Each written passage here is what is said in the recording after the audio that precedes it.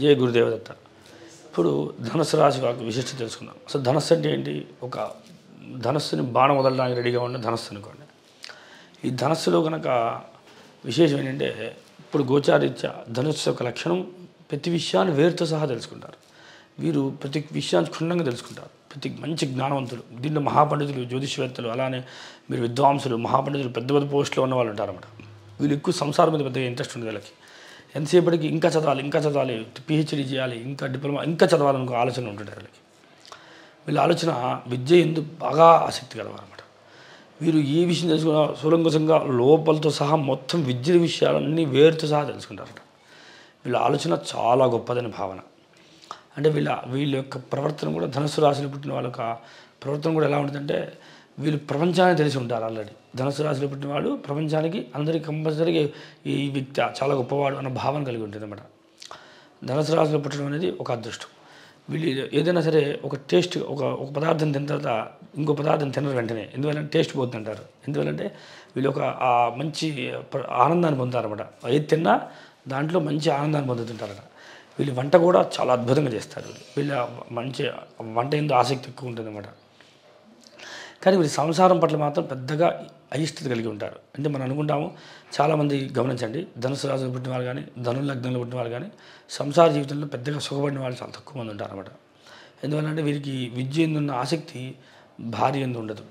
తద్వారా అనేక సమస్యలు కూడా భార్యను వదిలేసి వెళ్ళిపోవడము, లేదంటే ఇతను వేరే చోటు ఉండడము, లేదా విద్యాభ్యాసం కోసం చాలా దూరం పోవడము అని ఆలోచనలు కలుగుతూ ఉంటాయి.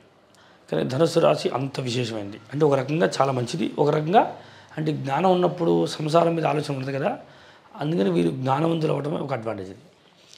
ధనుసు రాశిలో పుట్టిన వారికి ఈ లక్షణాలు కామన్గా ఉంటాయి. అయితే మనం ఈ మాసంలో ఎలా ఉండబోతుందో తెలుసుకుందాం. ధనుసు రాశిలో ఇప్పుడు వర్తమానంలో, అంటే ఇప్పుడు రన్నింగ్లో రవి సంచరిస్తున్నాడు.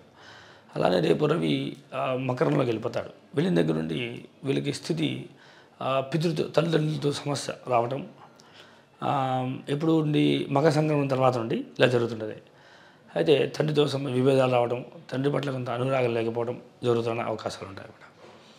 కానీ ఒక రకంగా చెప్పాలంటే తండ్రి భాగ్యం, తండ్రి యొక్క సంపద వీళ్ళు తింటుంటారు, కానీ తండ్రితో అంత సఖ్యత లేకపోవడం అవకాశాలు ఉంటాయి.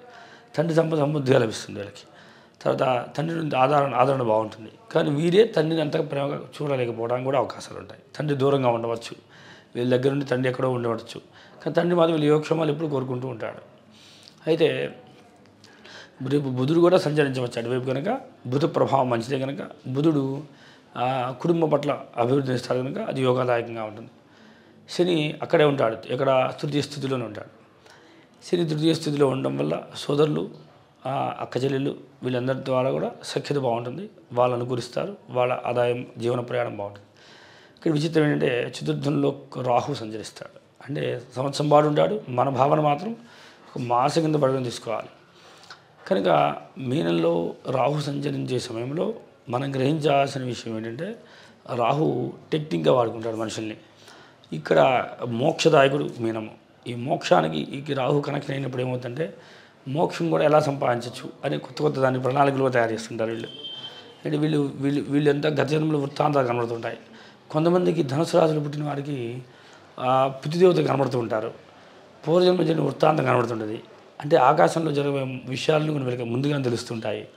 అలాంటి గొప్ప గొప్ప వీళ్ళ రహస్యాలు తెలుసుకుంటూ ఉంటారు అన్నమాట. అంటే వీళ్ళకి భవిష్యత్తు తెలియబోతుంది. అంటే ధనుసు రాశిలో పుట్టిన వాళ్ళకి భవిష్యత్తు ముందుగా వీళ్ళకి అవగతం అవుతుంది అన్నమాట. వీళ్ళకి కళ రూపేణ కానీ, ఏదైనా దగ్గరలో ఎవరైనా వస్తువు మాట్లాడడం కానీ అలా వాళ్ళకి కనబడుతూ ఉంటాయని భావన. చాలామంది అడిగితే ధనుసు రాశిలో పుట్టిన వారు నాకు మా నాన్నగా కనబడతారని, మా తాతగా కనబడతారని చెబుతుంటారు. ఎందువల్ల అంటే ఈ ధనుసు రాశిలో పుట్టిన వాళ్ళకి భవిష్యత్తు ముందుగా తెలుస్తుంటుంది, వీళ్ళకి అవగాహన అవుతుందని భావన చేయొచ్చు. కానీ అక్కడ రాహు ఉండడం వల్ల ఎక్కువ పితృదేవతలు కనబడడానికి అవకాశం ఉంటుంది. అలా పంచమంలో చూస్తే గురుడు సంచరిస్తుంటాడు.